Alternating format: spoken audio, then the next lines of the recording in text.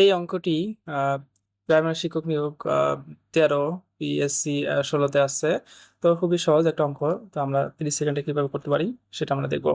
তো এখানে দেখতে পাচ্ছেন যে 1/2 বা হাফ এর কত শতাংশ 3/4 হবে। তো এখানে 1/2 এর কথাটা যেখানে থাকবে সেটা আমাদের নিচে লিখতে হবে। তো আমরা এটাকে নিচে লিখি। এখান থেকে খুব সহজ অঙ্কটা আমরা করতে পারবো। হাফ, তাহলে আমাদেরকে এইটা আগে লিখতে হবে 3/4, then divided by half, 1/1 / 2। তো এর সাথে হচ্ছে 100 গুণন হবে দেন হচ্ছে 3/4। তো এই 3/4 কে আমরা যদি উল্টায় ফেলি তাহলে আমাদের কি হবে 3/4 এটা থাকলো, দেন এটাকে আমরা উল্টাইলে গুণন করলে বা এই যেটা ভাগ আছে এটাকে গুণন যদি করি আমরা তাহলে এটা 2/1 হবে। দেন তারপরে 100।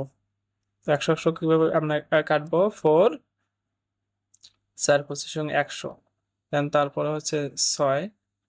এখানে আমাদেরকে 6 25 × 50, 3 × 5 = 150। 150%। তো এখানে আমাদের কোথায় 150% ঘ নম্বরে। তো এটাই হচ্ছে আমাদের অ্যান্সার।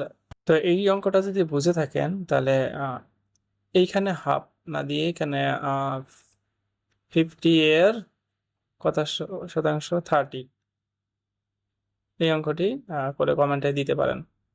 ধন্যবাদ।